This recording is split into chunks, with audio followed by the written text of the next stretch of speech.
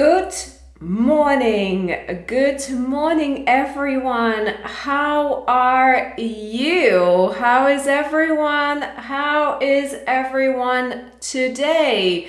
Good morning, Instagram. Good morning, Facebook, YouTube, LinkedIn. Good morning today. Hello.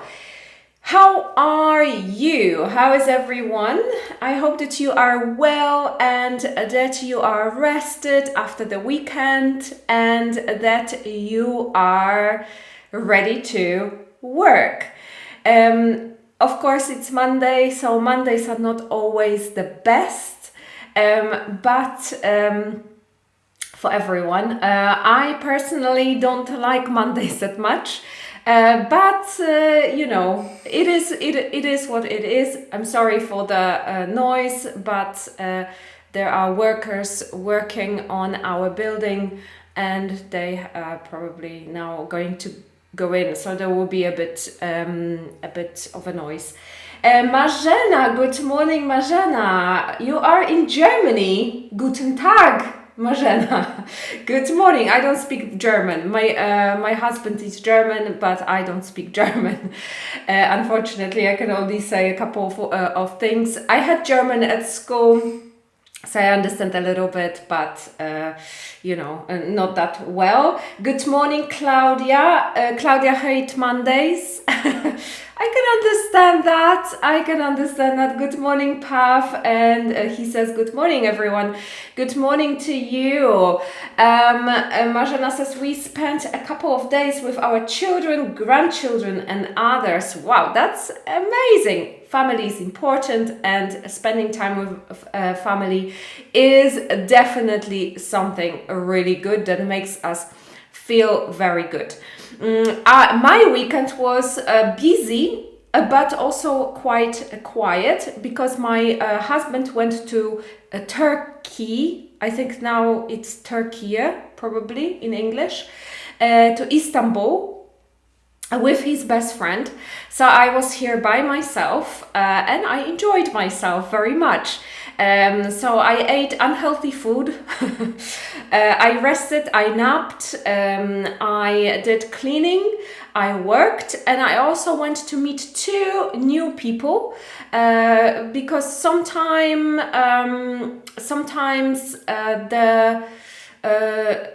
when you live abroad, you have to meet other people, strangers that you never really met before. Just because you need to be with other people, it's good to make new friends. So I met two lovely new girls, and I went for coffee with them, and it was very nice. And I also watched Firefly Lane. It's quite difficult to pronounce. If you have not seen this TV show, please watch it. It's amazing. And the end of this show, I cried for I cried the whole time. It was so moving. It was so sad. It was so many emotions. I'm telling you, watch it. If you like films about friendship, I think this is a really good TV show to watch. Yesterday we celebrated our grandchild's 3rd birthday. Cute! Marzena, good morning. Marzena, another Marzena says, I don't speak German as well. I had the same, Ferdinand says, and I don't like the hard language. Actually, German is quite nice. I think it is a nice language for me. When I was at school, I didn't like it. I hated that language. I hated learning it. But now when I go to Germany with my husband, I can appreciate it. I think it sounds quite nice. Especially when he speaks German. I really like that. So I changed my mind a little bit. And I think it's good to speak German. It's a very useful language. unfriendly melody. For some people, yes, I can understand where that comes from. Gosia says hello. Hello, Gosia. Good morning. Today I am in a sports outfit. Look at me. Because I am going to exercise after we finish. I don't usually do it on Mondays, but this week is a short week for me. Because I'm going away on the weekend, so I decided to work out today. Although I always work out outside, and today it is a little bit gloomy and a little bit dark. I don't know if it's going to rain. Hopefully not. We can ask Google if it's going to rain. Hey Google, is it going to rain today? Probably not. Today in Barrow, there's only a low chance of rain. Low chance of rain. So we'll see. Dobrze, moi drodzy, przechodzimy na język polski. Dzień dobry. Witam się z Wami po raz kolejny w ten poniedziałek. Dzisiaj będziemy sobie rozmawiać o pożarze.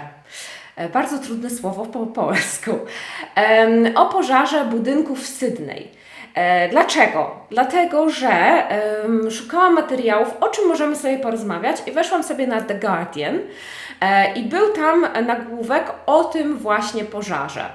Jest to spory pożar, który skonsumował jeden duży budynek i walka z tym pożarem trwała bardzo długo.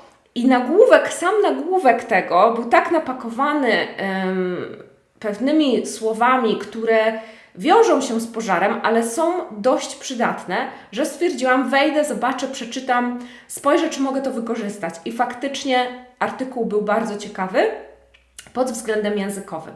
Także chciałabym dzisiaj go, nie całego, tylko fragment i też pokazać Wam różne znaczenia słowa fire i różne wyrażenia, które się z tym wiążą. Myślę, że będzie to dosyć ciekawe, choć dość nietypowa lekcja. Być może Wam się wydaje, że po co mam się uczyć tego, ale tak naprawdę kryje się w pożarach i w tych słowach związanych z pożarami kryje się naprawdę sporo. Także mam nadzieję, że będzie się Wam dzisiaj podobać. No i oczywiście parę ogłoszeń na dzisiaj. Po pierwsze, dzisiaj ruszyło wyzwanie From Zero to Hero. Jest to 30-dniowe wyzwanie. Jeżeli się nie zapisaliście, to bardzo mi przykro, nie dostaniecie wszystkich ćwiczeń, ale możecie też skorzystać z tego wyzwania. Osoby, które się zapisały, dostały dzisiaj już pierwsze lekcje do przerobienia, więc codziennie będziecie dostawać takie lekcje z biblioteki OK English. I będziecie sobie je przerabiać. Biblioteka jeszcze jest do zakupu. Jeżeli bierzecie udział w wyzwaniu i nie wykupiliście biblioteki, to jest ona do wykupienia za 300 zł, więc można z tej promocji jeszcze skorzystać. Jeżeli się nie zapisaliście, to jak możecie skorzystać z tego wyzwania? Przychodząc na live'y raz w tygodniu. I te live'y nie będą w konkretny dzień, o konkretnej godzinie, bo niestety mój grafik na to nie pozwala. Będzie o różnych porach i godzinach, więc będę Was o tym informować.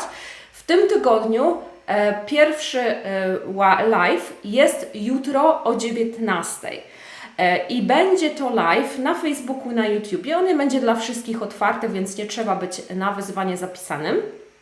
I to będzie live o podstawowej konstrukcji w języku angielskim, czyli będzie gramatyka. Będziemy się przyglądać temu, jak jest zbudowane zdanie w języku angielskim i przyjrzymy się też pierwszemu podstawowemu czasowi, czyli present simple. Bardzo prosty live, dosyć krótki. Jeżeli chcecie sobie powtórzyć lub jesteście na poziomie podstawowym, to warto zajrzeć do tego live'u. Zapraszam Was serdecznie na ten live jutro o 19:00. Natomiast bootcamp się już kończy. Ostatni tydzień bootcampu majowego w tym tygodniu. Są tutaj niektórzy bootcamperzy, więc przede wszystkim gratuluję Wam już teraz ukończenia bootcampu. Mam nadzieję, że jeszcze się tam trzymacie i dajecie radę do końca. Przypominam Wam, że macie zniżki teraz do wykupienia, czyli macie zniżkę na kolejny bootcamp. Płacicie jeszcze mniej niż normalnie, czyli 1900 zł za kolejny bootcamp. I za lekcje, za pakiety lekcji również macie zniżkę. I ten e-mail do Was wysłałam w zeszłym tygodniu i w tym tygodniu dostaniecie przypomnienie. To o bootcampie, a kolejny bootcamp będzie w czerwcu i zaczynamy 12 czerwca, a już w następny poniedziałek, moi drodzy, zaczynamy zapisy. Więc trzeba już w blokach startowych się przygotować, jeżeli chcecie się zapisać. Już parę osób z bootcamperów się zapisało, więc już parę godzin nam odeszło, ale mamy godziny, tak jak zawsze mamy dużo godzin do wyboru, mamy poranne, mamy wieczorne, mamy popołudniowe, jest nawet chyba więcej godzin do wyboru niż było wcześniej. Także będziecie mieli naprawdę spory wybór. No i nauczyciele ci sami biorą udział co ostatnio, czyli Chase, Alana, Anna i Jaku. I oni będą robić również zajęcia grupowe. Zajęcia jeszcze grupowe dodatkowo będą z NIEF. Więc zajęcia grupowe zawsze są raz w tygodniu wieczorami. Jeżeli chcecie się zapisać na bootcamp, to w komentarzu na Facebooku i na YouTubie macie link do bootcampu i tam możecie się na listę zainteresowanych i jak będziecie na tej liście, to dostaniecie zniżkę i możecie się zapisać w ciągu 2-3 pierwszych dni za 1950 zł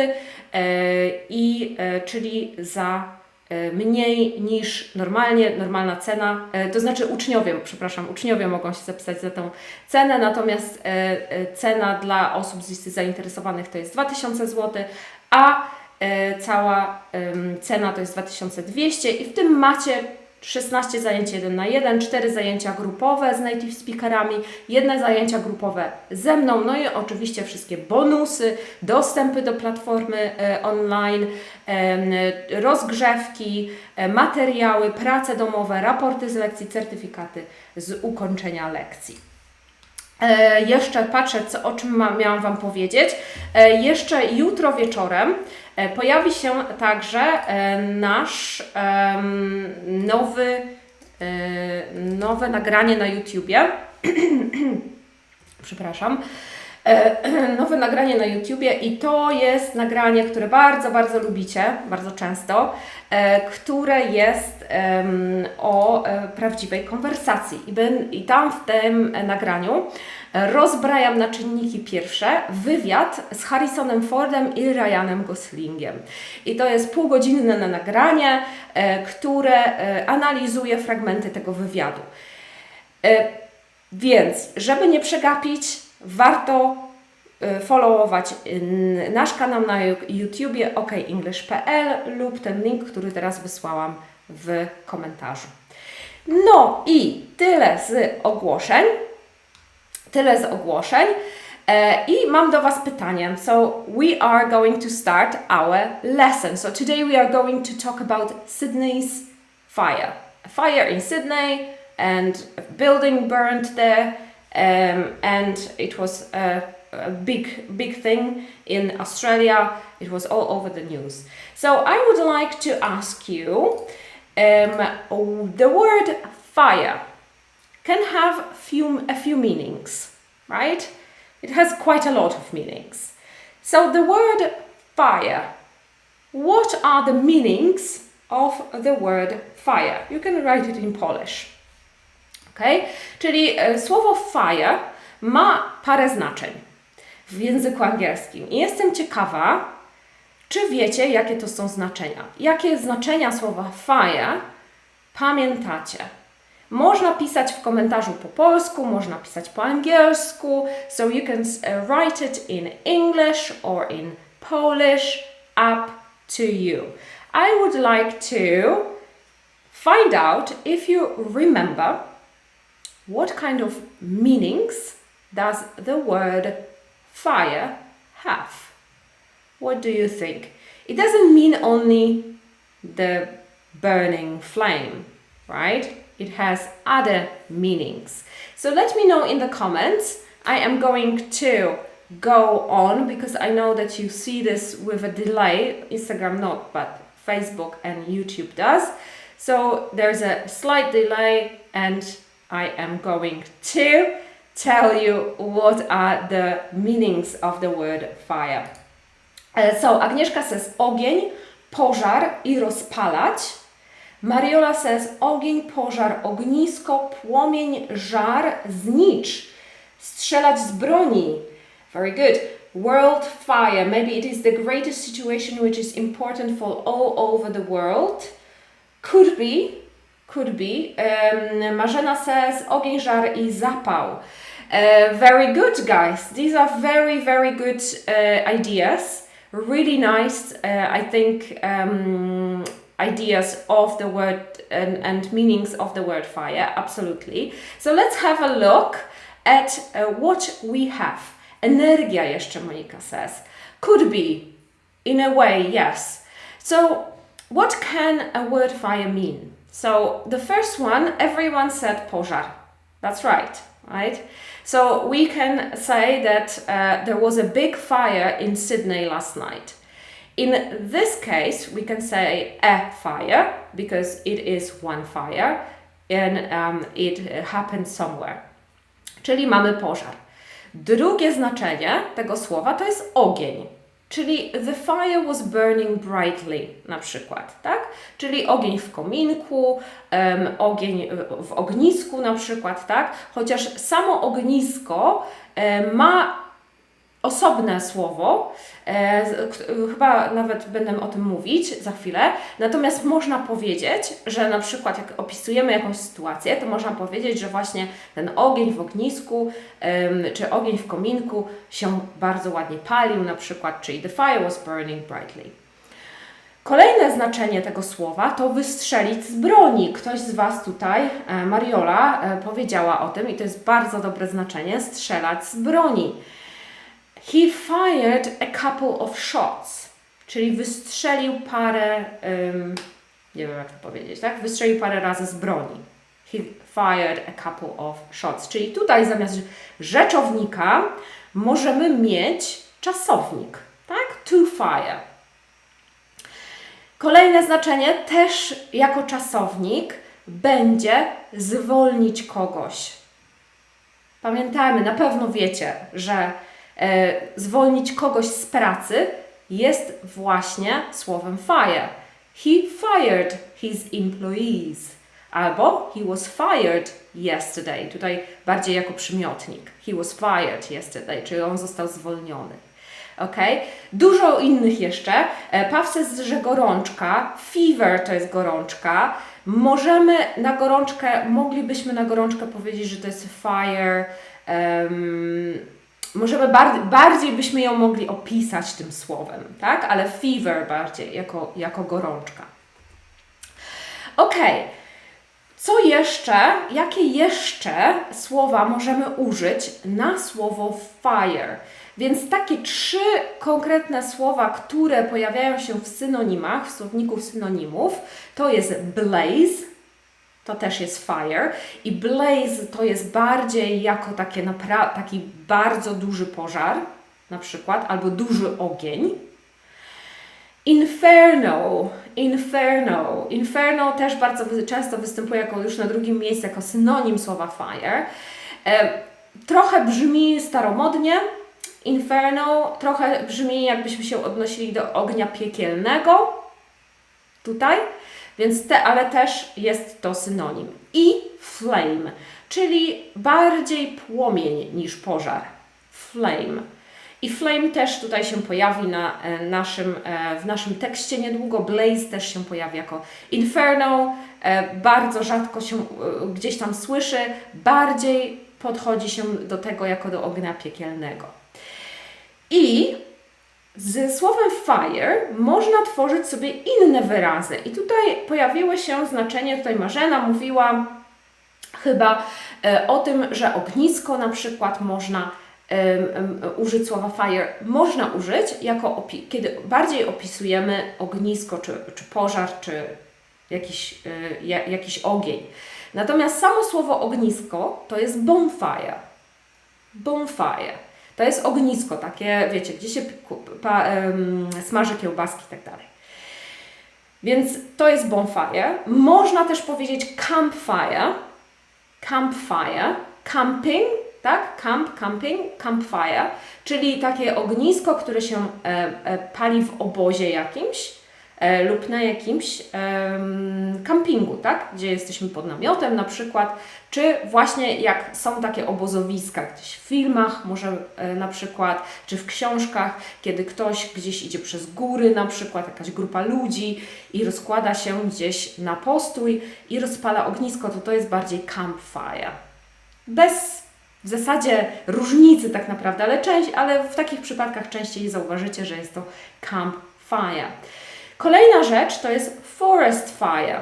Forest fire, które bardzo często się ostatnio pojawia w wiadomościach w różnych częściach świata, niestety, czyli pożar lasu. I jak będziecie słuchać w wiadomościach, założę się w tym roku, w lato, co się będzie działo w Hiszpanii, w Portugalii, tak jak w zeszłym roku, to będziecie słyszeć właśnie forest fires. There are a lot of forest fires, tak?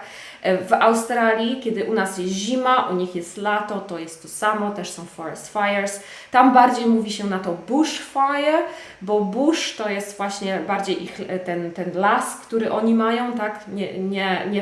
To nie jest forest, tylko oni na to mówią bush, czyli bardziej bushfires, tak? Ale też jest to słowo, a w zasadzie dwa słowa, którym określamy pożar lasu.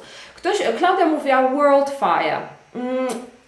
To jest coś, co byśmy mogli użyć jako być może w zależności co by się działo na świecie, ale jeżeli na świecie jest jakiś kryzys, to moglibyśmy to jako metaforę powiedzieć, że to jest world fire na przykład, lub ewentualnie jak naprawdę świat by się palił tak dosłownie, to też byśmy powiedzieli, to wtedy moglibyśmy powiedzieć, że to jest world fire, że to jest światowy pożar.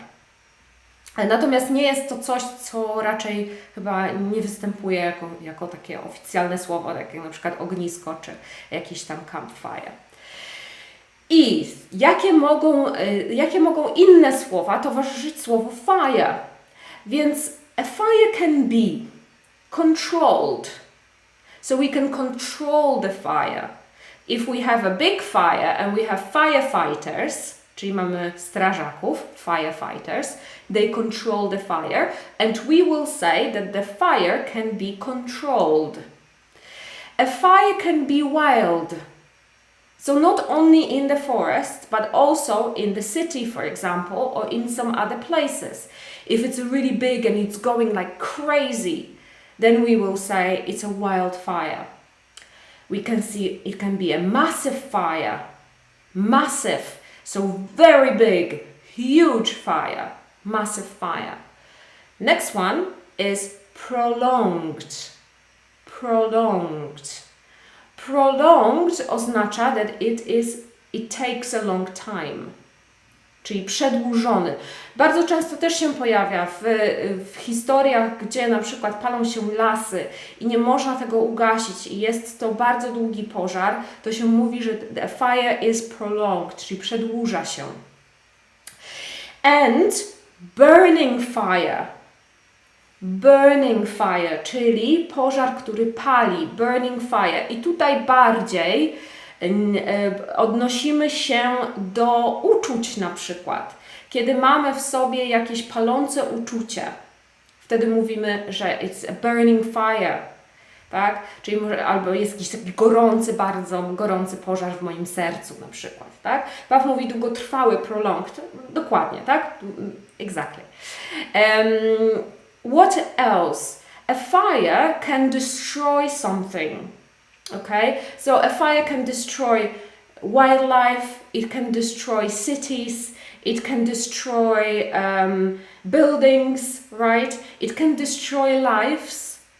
Many things it can destroy. Destroy, czyli zniszczyć. Może zniszczyć bardzo dużo. So a fire can destroy something. A fire can engulf something. Bardzo popularne słowo, kiedy mówimy o pożarach w wiadomościach. Engulf. Engulf means to consume, czyli konsumować, tak? Że pożar skonsumował, pożar objął jak coś, tak? I zniszczył. Engulf. Burn something, of course. A fire can burn something. So can burn a building, can burn a forest, right? So, or when you touch it, it burns. Tutaj znowu dwa znaczenia słowa burn, bo jeżeli mówimy o ogniu i ogień może coś spalić, czyli can burn something, tak? Czyli może spalić coś fizycznego, ale może też oparzyć, bo burn oznacza również oparzać. Czyli tutaj możemy też powiedzieć, że jak dotknęliśmy czegoś, to nas to tak poparzyło. Jak dotknęliśmy ognia na przykład, albo gdzieś byliśmy blisko ognia. Tak? Niekoniecznie może to też znaczyć, że naprawdę nas poparzyło, ale być może ma tak bardzo, wiecie, na przykład jak do ogniska podchodzicie zbyt blisko, to bardzo Was pali po twarzy na przykład, tak? Jest bardzo gorąco. To możemy powiedzieć, ok, it's very hot near the bonfire, but we can also say, oh, it burns my face, czyli pali mi twarz, bo jest tak gorąco, tak od tego idzie dużo gorąca, że aż się tak, wiecie, palę, prawie skóra mi pali. Okay, so next one, we can control a fire. So we said that a fire can be controlled, so we can control a fire, right? Firefighters go, they surround the buildings, they pour some water on the building, and they control because it doesn't burn anymore. We can contain a fire. Or the fire. We can contain. Co znaczy contain? Contain generalnie oznacza zawierać. Czyli na przykład mówimy, że jakaś potrawa zawiera cukry, na przykład it contains sugar. Natomiast przy pożarze możemy powiedzieć, że zamknęliśmy ten pożar w ten sposób. Że to podobne słowo do control. Contain oznacza, że zabezpieczyliśmy budynek, czy zabezpieczyliśmy teren, gdzie on się palił i pożar nie może wyjść poza ten teren. Czyli to właśnie oznacza contain a fire. Contain może też odnosić się do wielu innych rzeczy, na przykład do tłumu, tak? Albo do czegoś, co chcemy kontrolować, co nie chcemy, żeby się poszerzyło. Możemy chorobę na przykład, tak, jakieś pandemię, jak była pandemia, to też mogłaby contain a virus. Co jeszcze możemy zrobić? Extinguish. We can extinguish a fire. Extinguish oznacza zgasić. Tak? Zgasić pożar. Extinguish a fire. Mamy fire extinguisher, czyli gaśnicę, taką jak mamy w biurach czy w domu, to jest gaśnica fire extinguisher. A my możemy, we can extinguish a fire, czyli możemy zagasić pożar, zgasić, tak? And finally, we can set fire. We can set fire. Set, czyli zacząć, rozpocząć, czyli podpalić. Jeżeli chcemy powiedzieć, że ktoś podpalił coś tam, to możemy powiedzieć set fire. Adele ma taką piosenkę, gdzie śpiewa you can set fire to the rain, czyli podpal deszcz, tak? Set fire to the rain. We can set a fire or set fire to something, to a building or to forest or to something else. All right, so now I am going to read an article for you from The Guardian. It's a piece of an article, and it is about the fire that took place in Sydney last week. I am going to read 3 times. Please listen carefully because we will have a quiz in a moment. Okay? Za chwilę, słuchajcie, musicie słuchać uważnie artykułu, bo będziemy mieli z tego quiz za chwilkę, zaraz po. Trochę dzisiaj inaczej zrobimy, bo przeważnie pytam Was o słówka, o jakąś gramatykę i tak dalej, a dzisiaj będziemy sprawdzać sobie Wasze rozumienie ze słuchu, ok? I będą pytania do tego tekstu, także słuchajcie uważnie, ja będę 3 razy przeczytam. Jeżeli nie rozumiecie wszystkiego, to nic nie szkodzi, będziemy sobie później to tłumaczyć i tak dalej, na razie tylko słuchamy. An apocalyptic blaze engulfed a building near Central Station in Sydney on Thursday afternoon, sending a massive plume of smoke into the air and causing parts of the building to collapse. More than 100 firefighters worked to contain the massive fire. Fire and Rescue said it would be a substantial and very prolonged effort to extinguish the blaze completely. Fire and Rescue's Deputy Commissioner for Field Operations, Jeremy Futrell, said Thursday evening, adding that the fire had been effectively contained by a combination of aerial and ground work, although, he added, I expect that we will be here all night and into the morning. Okay, so one time. Next one, second time. An apocalyptic blaze engulfed a building near Central Station in Sydney on Thursday afternoon, sending a massive plume of smoke into the air and causing parts of the building to collapse. More than 100 firefighters worked to contain the massive fire. Fire and Rescue said it would be substantial and very prolonged effort to extinguish the blaze completely. Fire and Rescue's Deputy Commissioner for Field Operation, Jeremy Futrell, said Thursday evening, adding that fire had been effectively contained by a combination of aerial and ground work, although, he added, I expect that we'll be here all night and into the morning. Second time, and the third time. An apocalyptic blaze engulfed a building near Central Station in Sydney on Thursday afternoon, sending a massive plume of smoke into the air and causing parts of the building to collapse. More than 100 firefighters worked to contain the massive fire. Fire and Rescue said it would be a substantial and very prolonged effort to extinguish the blaze completely. Fire and Rescue's Deputy Commissioner for Field Operations, Jeremy Futrell, said Thursday evening, adding that the fire had been effectively contained by a combination of aerial and ground work, although, he added, I expect that we'll be here all night and into the morning. Okay, so let's have a look at, I hope that you understood the text a little bit at least. It's not long, so I hope that it was quite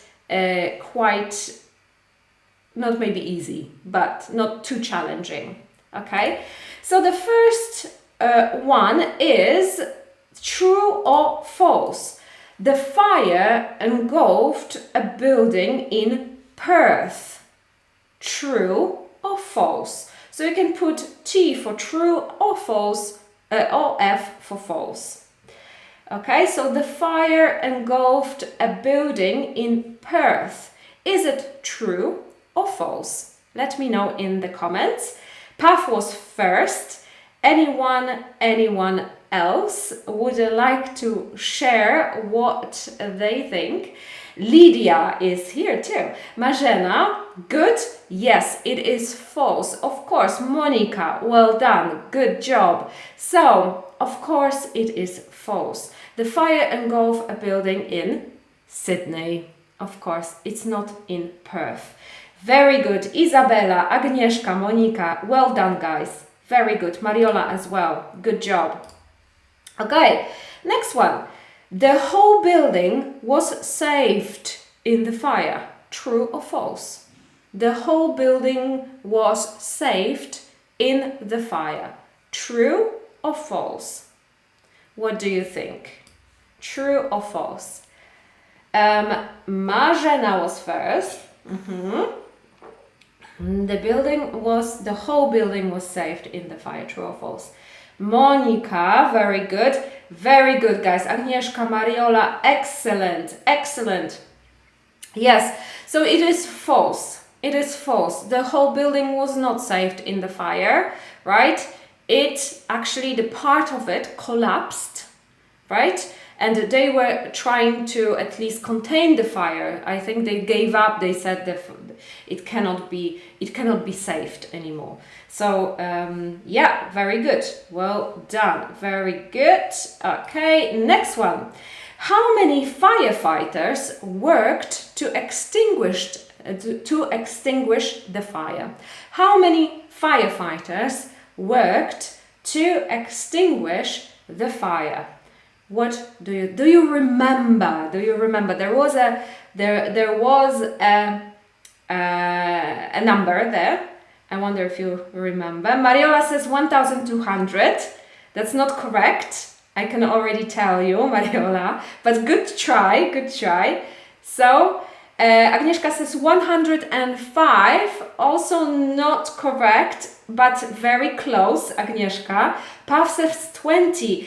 Or 200, okay? That's also, you are close. Over 100, Monika says. Good. Marzena, 200. More than 100, Justyna says. And Justyna and Monika are right. And Lydia also is right as well. Because it is more than 100 firefighters. They fought to work on the fire. Very good for those who remembered. Very well done. More than 100. More than 100. Okay, next one. The fire was contained by the firefighters. True or false? The fire was contained by the firefighters. True or false? What do you think? The fire was contained. True or false? There was a fragment of that. Agnieszka says, and Pav, okay, good. Yes, guys, it is. Marzena, very good. Very good. Lydia, excellent. Mariola, yes, it was contained by the firefighters. It is true. It is true. It says that the spokesman said that the fire had been effectively contained. So it means that they didn't extinguish that fire, but they made it safe, so it's not going to spread anymore. Next one, and the last one. According to the spokesman, when will the fire be extinguished? According to the spokesman. Spokesman to jest, jak to się mówi, osoba od PR-u, nie pamiętam, przedstawiciel, tak? Jakiś, który rozmawia z dziennikarzami, right? Spokesman. So according to the spokesman, when will the fire be extinguished? There was a fragment, there was a piece that said, rzecznik, dokładnie, exactly, Agnieszka, thank you so much. There was a piece of this article that said how long this is going to take. So according to the spokesman, when will the fire be extinguished? Do you remember that? If you don't remember, you can also... thank you, Lydia. Rzecznik prasowy, yes, exactly. If you don't remember, don't worry. Try to guess. Mariola says tomorrow morning. Okay, good.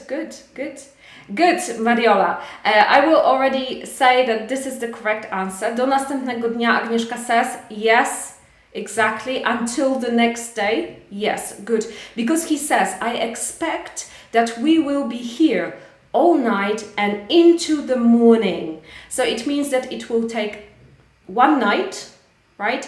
And into the morning. So probably in the morning they will finish, right? But they will have to work through the night. Very good, guys. That was a difficult one, I thought, right? That was a difficult text. So let's have a look on the screen here. So an apocalyptic blaze engulfed a building near Central Station in Sydney on Thursday afternoon, sending a massive plume of smoke into the air and causing parts of the building to collapse. That's the first paragraph. So, an apocalyptic blaze engulfed. Tak, czyli mamy tutaj słowo blaze, które mieliśmy wcześniej, czyli jest to inne określenie na pożar, tak? Czyli na duży pożar, tak? Czyli było to coś naprawdę sporego. Blaze engulfed, czyli on pochłonął ten budynek. Near Central Station in Sydney on Thursday afternoon, sending a massive plume of smoke, czyli taką kulę, jakby plume of smoke, czyli taką kulę dymu, tak? Do góry, która po prostu pewnie jakiś wybuch był prawdopodobnie, skoro tyle dymu poszło w powietrze. Into the air and causing parts of the building to collapse. More than 100 firefighters worked to contain the massive fire. So here's the answer to the question that I asked before. So we had more than 100 firefighters to contain the massive fire. Fire and Rescue said it would be substantial and very prolonged effort to extinguish the blaze completely. Czyli mamy, że Fire and Rescue to jest nazwa w niektórych krajach anglojęzycznych na takie, chciałam powiedzieć usługi, ale to nie są usługi, czyli na ratowników, tak, którzy nie tylko zajmują się ugaszaniem pożarów, ale też właśnie ratowaniem ludzi w różnych sytuacjach, tak? Czyli mamy tutaj Fire and Rescue, Rescue to jest ratować. Fire and Rescue said it would be a substantial and very prolonged. Czyli very prolonged mieliśmy to, że fire może być prolonged, ale też może być wysiłek długotrwały. Kot mój dostaje... and very prolonged effort to extinguish, czyli zgasić the blaze completely. Znowu mamy słowo blaze, czyli kolejne słowo na fire po prostu, żeby określić pożar.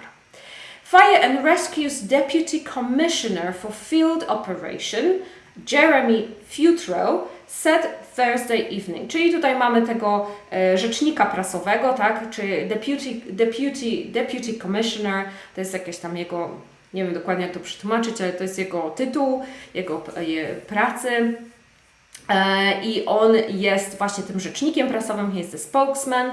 And he said Thursday evening, added that the fire had been effectively contained. Czyli znowu tutaj mieliśmy pytanie o to, czy ten pożar został jest pod kontrolą i tutaj właśnie jest to potwierdzenie, że on został właśnie tak, wiecie, contained, czyli on został, jest pod kontrolą, czyli nie będzie się rozprzestrzeniał. Tutaj też warto zwrócić uwagę na gramatykę, bo on powiedział, że coś się zdarzyło w przeszłości, czyli mamy czas past perfect, past perfect, had been effectively contained. Had been effectively contained, czyli został opanowany. Dziękuję, Path, thank you. By a combination of aerial and ground work. To jest też wyrażenie, które czasami się powtarza w takich sytuacjach. Aerial oznacza powietrzny, z powietrza, and ground work to jest praca na ziemi, czyli były helikoptery pewnie użyte, albo jakieś samoloty, które rozpylały ten proszek taki, który służy, czy tam wodę też, który służy do zagaszania i też na dole, na ziemi też pracowali nad tym, tak? Although he added, I expect that we will be here all night and into the morning. Czyli on oczekuje, przewiduje, że oni tam będą całą noc i jeszcze rano, tak? I jeszcze do rana. Into the morning bardziej do rana, przez rano, tak? Tutaj do następnego dnia też było. Można też powiedzieć, że do następnego dnia. Tutaj też bardziej chodzi o to, że on przewiduje, że rano po prostu zakończą tę pracę. Okay, so the last question for you is write 3 new words you learned today. write me 3 new words you learned today, or something that you remember from the lesson. Write them in the comments. I am curious what you learned today, and if you learned anything today, that would be good to know. Więc zapiszcie mi 3 albo 1 albo 2 słowa, już nie mówię, żeby były 3, bo czasami się nie zapamiętuje zbyt dużo z takich lekcji, aż tak wiele, ale jak się nauczycie jednego słowa, moi drodzy, to dla mnie to już jest super sukces. Także zapiszcie mi, żebym wiedziała, że się chociaż czegoś tam nauczyliście. Jak zawsze również poproszę o serducha, o buźki uśmiechnięte, o kciuki, o podzielenie się tym live'em z innymi i żeby innym również dać znać, że jest coś takiego jak OK English Breakfast, że my się tutaj spotykamy o 9, że poznajemy angielski, że się dobrze bawimy, że jest to coś, co można sobie obejrzeć. Nie musicie przychodzić tutaj, mi jest zawsze bardzo miło, jak przychodzicie tutaj o 9, ale można też obejrzeć zawsze live trochę później, bo live'y zawsze są tutaj zapisane. Więc jeszcze raz, moi drodzy, przypominam o tym, że jutro o 19 na Facebooku i na YouTubie będzie krótki webinar o tym, że jak układamy zdania w języku angielskim, takie konstrukcje i o present simple. To jest jutro o 19 i również jutro jest premiera prawdziwej konwersacji, która będzie właśnie oparta na wywiadzie Harrisona Forda i Ryana Goslinga o ich nowym filmie i tam rozbrajamy to na czynniki pierwsze, więc warto zasubskrybować YouTube okenglish.pl, żeby to wszystko zobaczyć. Oprócz tego oczywiście zapraszam Was na treningi angielskiej konwersacji do OK English, na zajęcia 1 na 1, na zajęcia z native speakerami z Wielkiej Brytanii, Stanów Zjednoczonych, Południowej Afryki.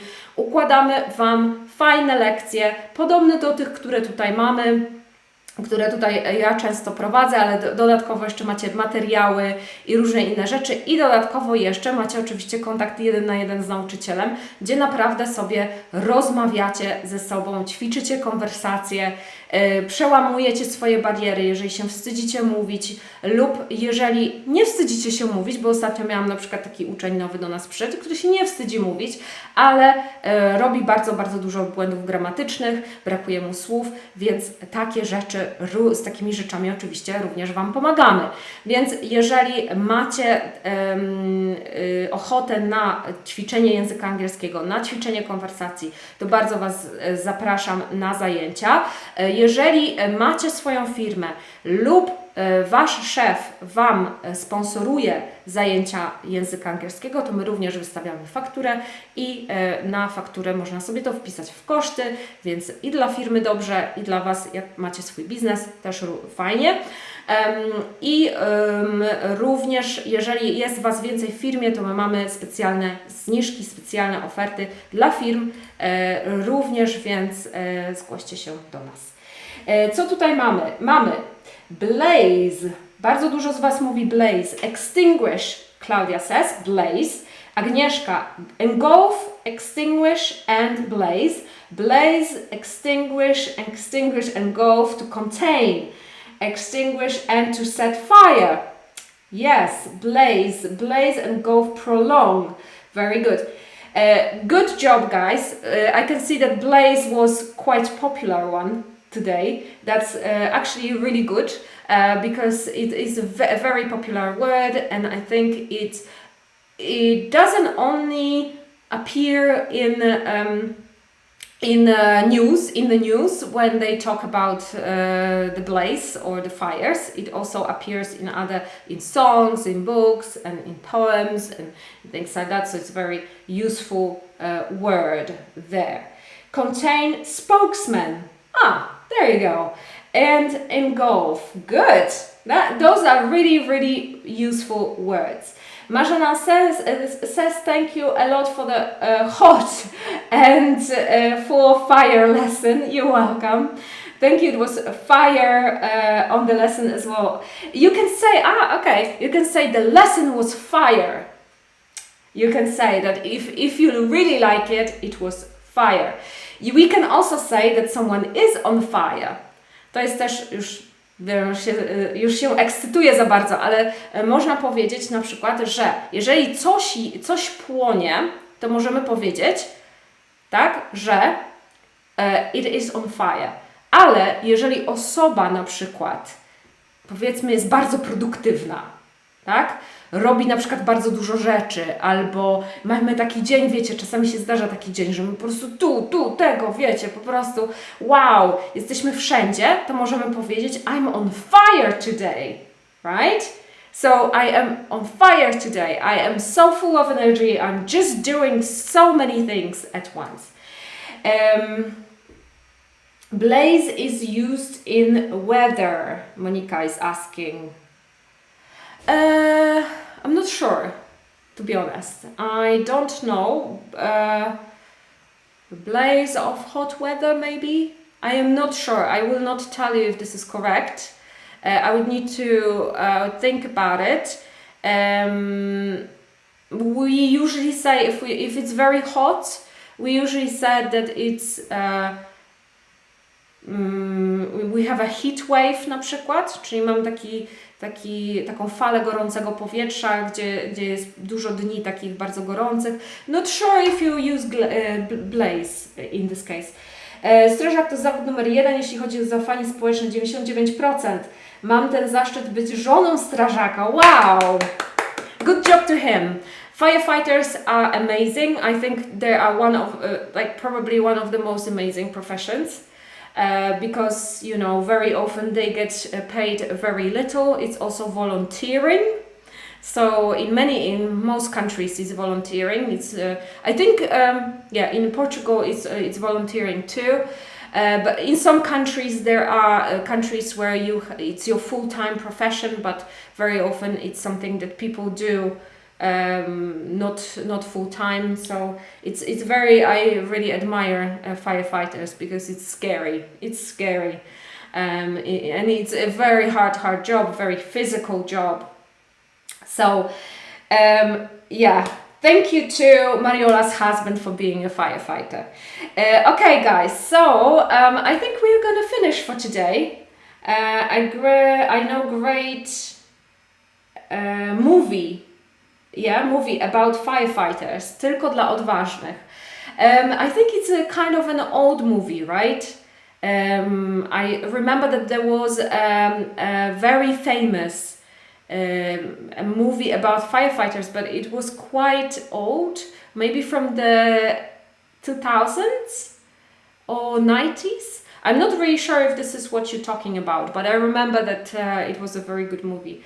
Okay, guys, we will finish for today. Next week we are meeting, of course, at 9 o'clock as always. And next week I will not have a proper lesson for you because I am going away for the weekend and I will not have time to prepare something exciting. But we will talk about maybe motivation and learning English and how it is to learn English and to give you a kick a little bit for the start of June, let's say. Sorry. So thank you very much for coming. From 2017, so it's not the movie that I'm talking about, it's something else. That one I haven't seen. Okay, guys, I need to finish, so thank you very much. I'm gonna say bye to Instagram, thank you very much, and I am going to say goodbye to you.